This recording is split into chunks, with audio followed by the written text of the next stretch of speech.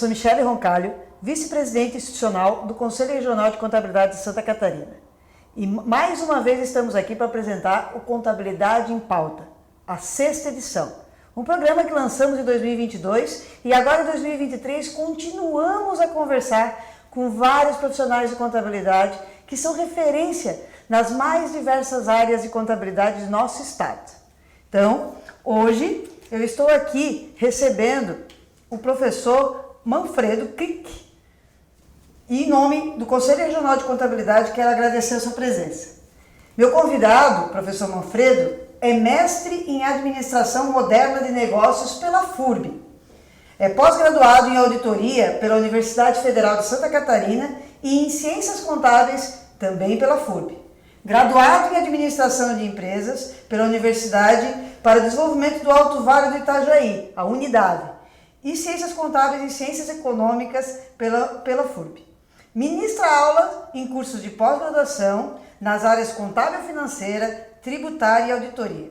É coautor do livro Custos e Preços Sugeridos de Venda, membro da Academia Catarinense de Ciências Contábeis e atualmente diretor da Learnit Consultores Associados. Professor Manfredo, seja muito bem-vindo, uma honra muito grande tê-lo aqui conosco. A gente já teve em outras entrevistas a oportunidade de conversar com profissionais de escritórios de contabilidade, outros professores, profissionais da contabilidade eleitoral, da contabilidade pública, e eu não podia deixá-lo de convidar, trazer para conversar, bater um papo com a gente, porque além de professor, o senhor também atua em auditoria há muito tempo, né? E em trabalhos de empreendedorismo e consultoria. Então, professor, seja muito bem-vindo. Sua fala inicial, por favor. Ok.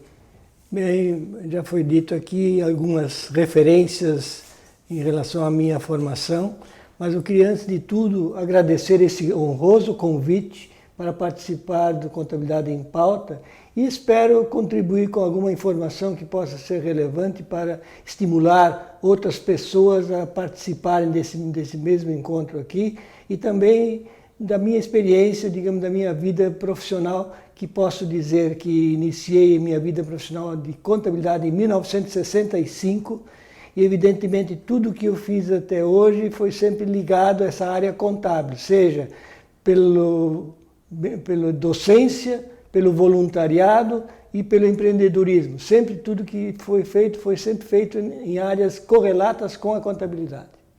Muito obrigado novamente, professora. A professora é na área de docência, atua desde 79, certo? Desde 79. Viu? Eu pesquisei antes. E na verdade, o senhor é catarinense mesmo, né? A gente teve algumas pessoas que adotaram Santa Catarina, mas o senhor nasceu aqui em Santa Catarina, no Alto Vale do Itajaí, é isso? Eu sou natural de Lontras, uma pequena cidade, no Alto Vale do Itajaí, e evidentemente, digamos que eu, com muita alegria, digamos, ainda retorno lá, que tenho meus familiares que ainda retornam lá. Eu sou origem naquela região, fui criado na roça, né, digamos assim, até os 15 anos, e evidentemente posso dizer que sou catarinense da Gema. Perfeito. Quando o Conselho Regional de Contabilidade comemorou 75 anos, né, foi lançado um livro sobre algumas personalidades de Santa Catarina e tivemos a honra de fazer parte desse livro junto com o senhor, né? Mas eu li também e me encantei, né, com essa passagem. E gostaria de perguntar para quem não teve a oportunidade ainda de ler também, o senhor falou que trabalhou na roça, no campo, né? O que o meio rural ensinou para você? O que o senhor trouxe para a profissão relacionado ao meio rural? Plantar. E o próprio tema escolhido, né, digamos, como base da minha participação é plantando conhecimento. Então eu achei sempre que plantar conhecimento significa se preocupar em lançar uma semente e essa semente germinar. Menos preocupado com a colheita e sim com o plantio. Então a minha origem, meu pai sempre dizia, para que a gente tenha sucesso, a gente tem que cultivar bem a terra, prepará-la de acordo, usar boas sementes, e, evidentemente, se Deus dá sol e chuva na quantidade certa, ele também vai colher bastante. Para o pessoal que nos acompanha também conhecer um pouquinho mais o senhor, sua vida pessoal, sua família, né? Tem filhos, não tem? Acabaram indo para a área da contabilidade também? Como que... Não, meu primeiro curso foi ainda quando eu residia em Rio do Sul, foi o curso de administração de empresas e foi o curso, digamos assim, base, digamos, porque eu já tinha até então o curso técnico em contabilidade, que eu me formei em Lages quando servia o glorioso Exército Nacional, e evidentemente as minhas filhas, a Marise e a Cleide, seguiram o pai na carreira de administração. A Marise fez recentemente o curso de Ciências Contábeis devido à sua atuação na Actos Auditores Independentes. Ah, perfeito. O senhor falou do Exército, né? Também tive a oportunidade de ler. Quando passou pelo Exército, pode contar um pouquinho essa história? E o que o senhor traz do Exército para a sua vida, já que a gente falou do campo? De lá eu trago exatamente o que? O respeito, a hierarquia, fundamentalmente essas questões, né, digamos assim. E evidentemente tudo se pauta pela ética em qualquer lugar, entende? Então eu trouxe lá dessa experiência, digamos assim, muitas coisas que me ensinaram para a vida. Eu era do interior, quer dizer, ir para uma corporação desse porte, e lá mesmo... Foi em Lages, né? Hein? O senhor em Lages, E lá mesmo eu me formei no último ano que eu servi o Exército Nacional, me formei em técnico em contabilidade em Lages, Escola Técnica de Comércio de Lages. E evidentemente isso me facilitou, inclusive como eu também já fiz o curso de cabo, né, digamos que seria uma primeira promoção, e trabalhava na área administrativa do quartel. Entende? Então, tudo que eu fiz até hoje sempre foi ligado a essa área contábil. Perfeito, professor Manfredo. Assim, o senhor é uma referência na área da docência de empreendedorismo e eu, como atuo no Estado, né, eu também convivi com o professor Manfredo num projeto excelente, né, que é parceria com o governo do Estado, né, que é um aprendizado de tecnologia, né, para jovens, para adolescentes, por meio da Bluesoft, o senhor também atua, né, lá em Blumenau, né? Fala um pouquinho para a gente desse projeto e como que chegou essa ideia, né? Que hoje, inclusive, a ideia era levar esse projeto para todo o estado, inclusive. Né? Sim. Na verdade, como eu disse no início, o voluntariado, né, digamos, foi uma das marcas muito fortes. Eu permaneci durante 26 anos como diretor administrativo financeiro da Associação Empresarial e, evidentemente, através desse caminho, também fui convidado para participar como diretor administrativo financeiro do Bluesoft, voltado exatamente para uma área totalmente diferente de tecnologia de inovação, de tecnologia da informação. E, na verdade, por que esse meu voluntariado se não tinha nada a ver com o setor diretamente falando? É porque me interessava muito pela proposta de selecionar jovens, digamos, de baixa renda, normalmente voltado para esse tipo de público-alvo, digamos, para poder promover o desenvolvimento dessa tecnologia. Isso fez com que Blumenau se tornasse um dos polos de tecnologia. E essa colaboração que o governo do estado e a Prefeitura Municipal de Blumenau, especialmente, dedicaram a esse projeto, permitiu que durante quase 20 anos que a gente está tocando esse projeto, junto, né, digamos, em parceria com outras pessoas da diretoria, para poder criar essa referência. Né? Então, me lembro muito bem da sua ajuda que você tem nos proporcionado enquanto junto à Secretaria da Fazenda. Muito obrigado, professor Manfredo. Agora sim, o senhor comentou antes sobre ética, né? E até pôde desenvolver isso. E o senhor atuou um tempo também como professor de ética em contabilidade, né? Sim. Também atuou. A ética na profissão, né? A gente estava até falando, o professor Manfredo também, para quem não sabe, ele atua também como voluntário aqui no Conselho Regional de Contabilidade do Conselho Federal, e aqui, inclusive, antes dessa entrevista e durante todo o dia de hoje, ele está participando da reunião da Comissão de Educação Profissional Continuada, que exatamente avalia, né, os cursos, os eventos para pontuar em relação à educação profissional continuada, em especial para aqueles auditores, peritos, contadores de grande empresa que precisam, né, efetualmente comprovar a pontuação. Então, professor, esses dois tópicos, né, se o senhor puder brevemente comentar, ética e esse seu trabalho frente à comissão aqui do Educação Profissional Continuada. Bom, Na verdade, ética é uma questão para mim fundamental, né? Digamos assim, especialmente na nossa profissão. Temos aí uma situação aí que está, digamos, nesse início do ano fomos surpreendidos com esse caso de lojas americanas e evidentemente é uma das coisas que em algum momento, por alguma razão, não sei por parte de quem, não quero aqui formar um julgamento e tal, mas de alguém faltou ética em algum momento. Então eu tive isso exatamente também nas minhas empresas e coisa e tal. Eu procurava sempre contratar pelo caráter, pela formação, digamos nesse sentido da ética, para depois ensinar técnica. Entende? Então, na verdade, sempre privilegiei esse ponto. Que ética, evidentemente, é muito difícil de a gente conceituar, porque cada um tem sua percepção. Porém, eu diria o seguinte, ética é uma questão de longo prazo. No curto prazo dá a impressão que você sempre é o perdedor, mas no longo prazo eu acho que é o que se perpetua, especialmente na nossa profissão e na de auditoria, que eu também labutei durante 40 anos praticamente. Então, eu sempre entendi que a ética é fundamental para alguém que queira formar uma carreira, digamos, vitoriosa, digamos assim, de referência para esse seu trabalho. E aqui a participação nesta comissão, digamos, especialmente, que eu já vinha de um outro momento, eu agora fui convidado para participar novamente nessa nova gestão com a Marisa.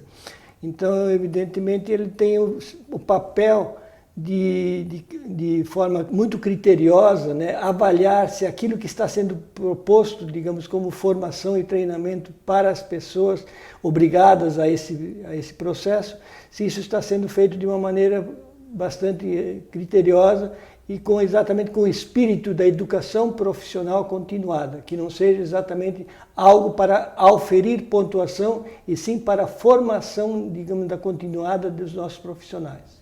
Antes de entrar na questão da docência, o senhor tocou nesse momento num ponto importante e eu gostaria de saber, o senhor está um bom tempo acompanhando, como mesmo falou, auditor, primeiro auditor interno, atuou e depois como auditor independente há já 40 anos, e essa pontuação, essa introdução pelo Conselho Federal de Contabilidade do Brasil, toda dessa necessidade de educação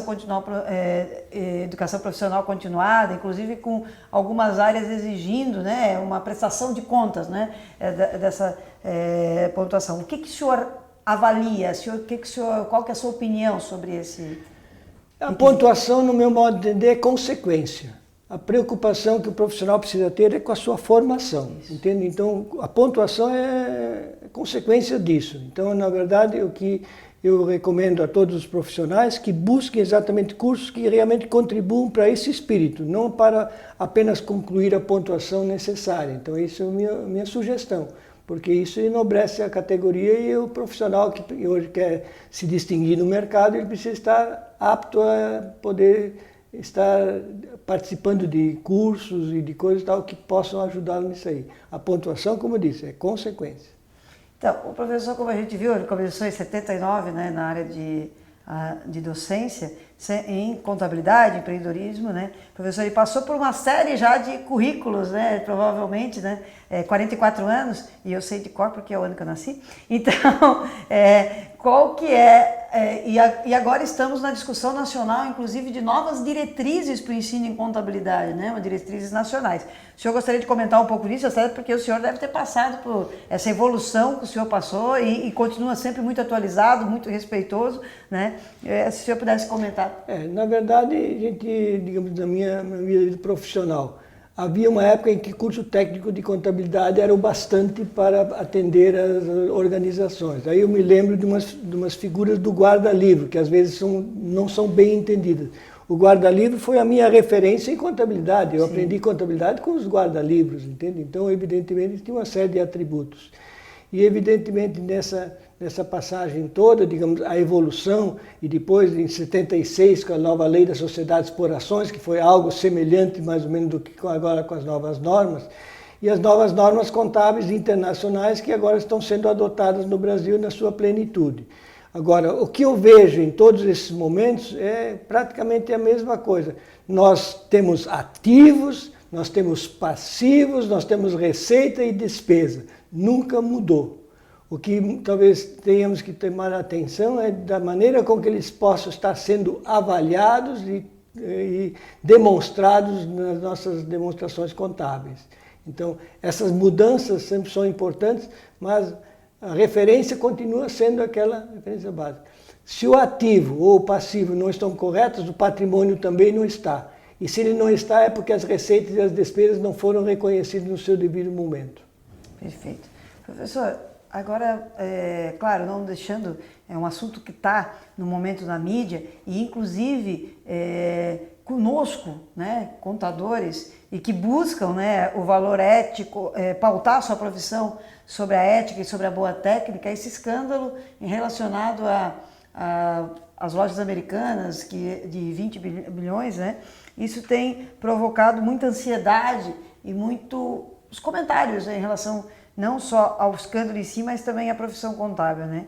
Queria ouvir um pouco do senhor, principalmente eu tenho orgulho, né, de ser contadora e para mim, na verdade, assim como todas as profissões, sempre tem as laranjas não muito boas, digamos assim, né? Mas eu queria que o senhor comentasse nesse sentido, né? Isso não me tira, e eu quero deixar claro aqui para os nossos telespectadores e para os estudantes, em nenhum momento isso me tira a vontade de fazer mais e ainda ser mais ético, né? E de ter orgulho de ser contador.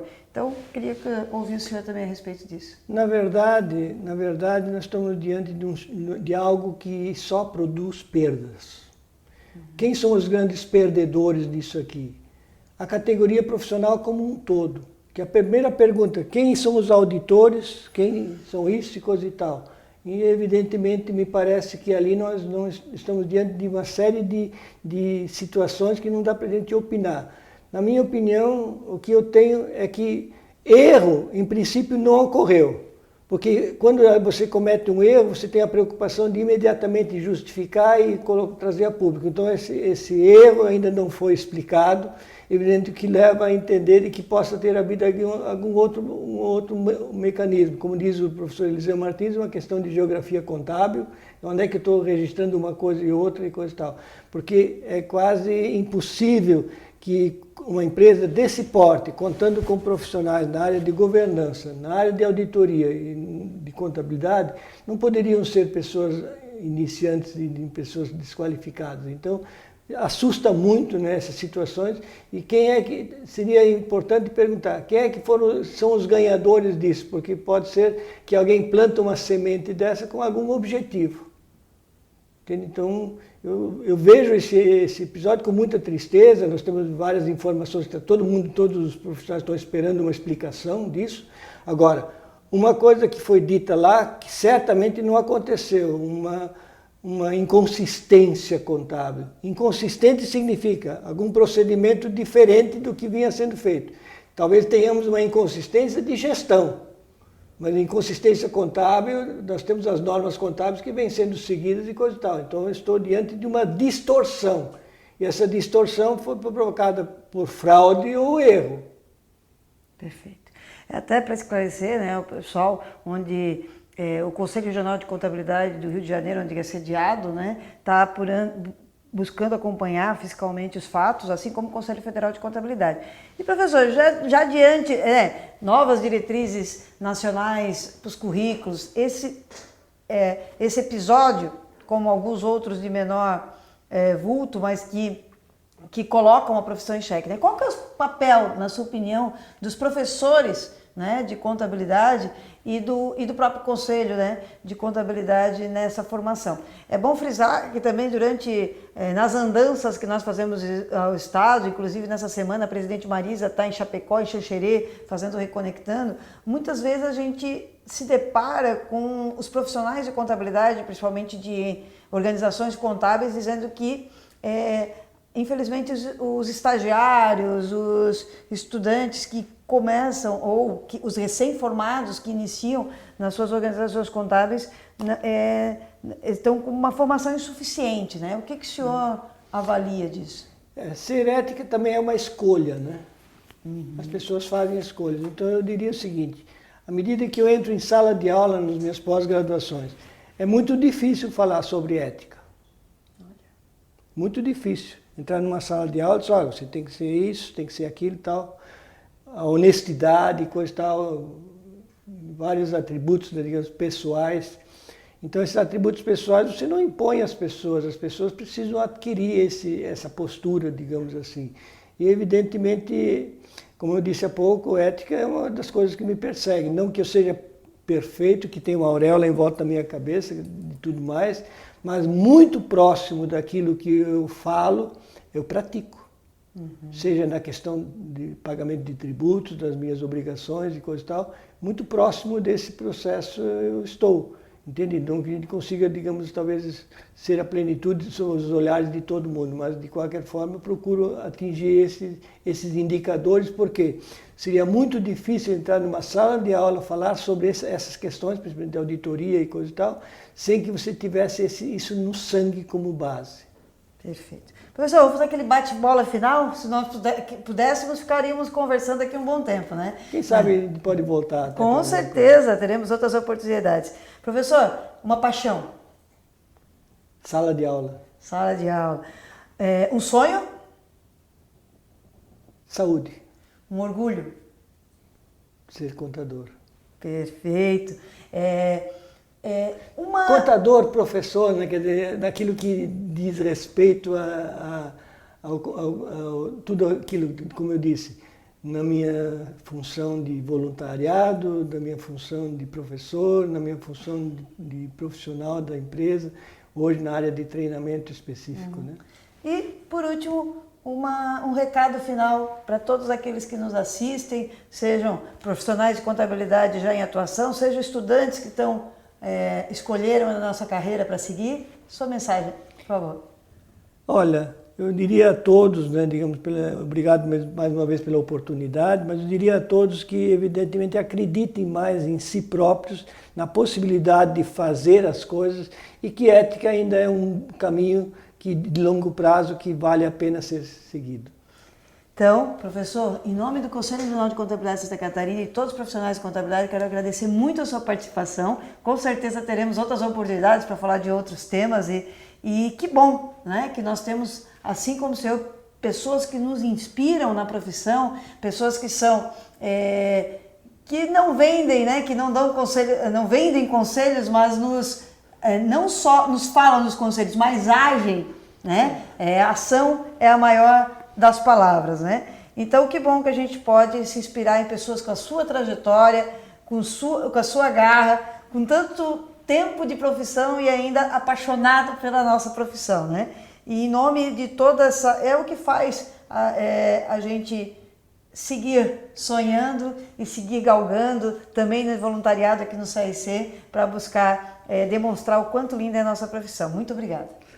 Muito obrigado pelo convite mais uma vez. E estamos sempre à disposição para poder contribuir naquilo que nós entendemos que possa estar ligado à nossa atividade, à nossa profissão, e especialmente nesse novo momento, né, que se fala em rever os currículos contábeis e coisa e tal, quem sabe a gente possa contribuir com alguma ideia também com relação a isso. Perfeito. Na verdade, eu diria o seguinte, o ser humano ele precisa, digamos, de duas coisas fundamentais, experiência e atualidade. Porque somente essas duas coisas juntas é que se transformam em sabedoria. Então, somente a experiência não adianta, você tem que estar atualizado. Então, evidentemente, não dá para ficar longe desse momento. Dos bancos escolares e dos cursos, né? Então, obrigada também a você que nos acompanhou nessa 6ª edição do Contabilidade em Pauta. Esperamos você no próximo programa e em todas as outras atividades do CRC, que o CRC tem oportunizado a você para essa atualização, certo? E esse programa com contabilidade de pessoas, com pessoas referências da contabilidade do Estado e nacionalmente, com certeza.